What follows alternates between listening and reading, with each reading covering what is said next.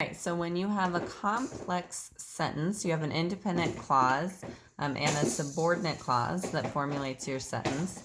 And so if your subordinate clause acts as an adjective, you are going to diagram it modifying the noun or pronoun that it modifies in the sentence. And adjective clauses are always going to start with a relative pronoun or a relative adverb. So that's what you're going to connect back to the noun or pronoun that it's modifying. Okay, so you will have still your subject, your verb. We'll say this has a direct object. Okay, and you always are going to diagram your independent clause first, whether it comes first in the sentence or not. And then your subordinate clause will have a subject, it'll have a verb, and maybe it will have a relative adverb starting your clause. And so if you have relative adverb starting your clause, you're going to diagram underneath your verb just like any other adverb. And so we'll say maybe this one renames the subject of the sentence. And so you're going to, with a dotted line, connect your subject to your relative adverb. Okay, and the relative pronoun would be the same. If it started with a relative pronoun, you're still going to have your subject.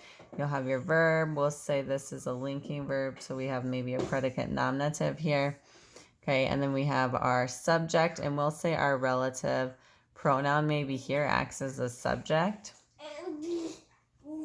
And then you'll have your verb, and maybe that's all we have in the sentence. So we'll say that this subordinate clause is going to modify your predicate nominative. So you just connect your relative pronoun to the word it modifies with a dotted line. Okay, so our first example, we gave the story, which we found fascinating, a second read. Okay, when you are punctuating your adjective clauses, you only put commas surrounding or before your adjective clause if it's non-essential.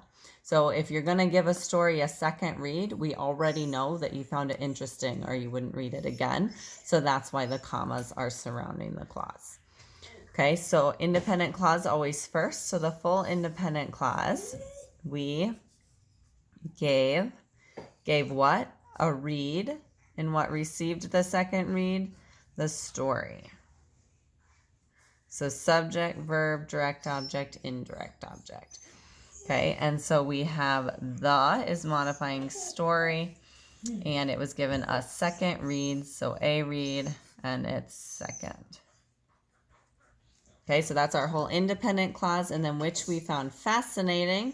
Subject, again, here is we found. Okay, and which is renaming story.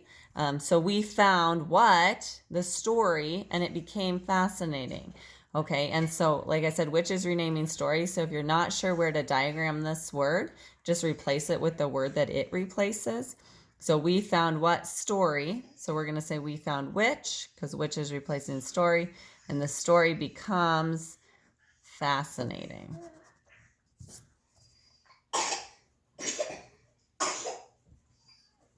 Okay, and so fascinating acts as our object complement here. Okay, fascinating only describing the direct object of our sentence. Okay, and which is going to be our relative pronoun, and which we said was renaming story. So you're going to connect which to story with a dotted line. Okay, so then if you're reading that back, you know to read, we gave the story, and then you're going to follow your dotted line, which we found fascinating, a second read.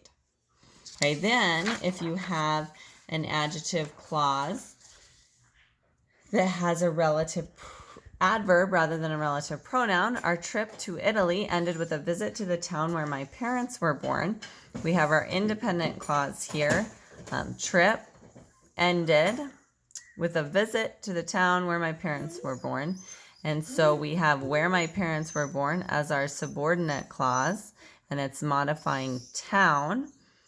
Okay, so if we were to diagram our independent clause first, so our trip ended.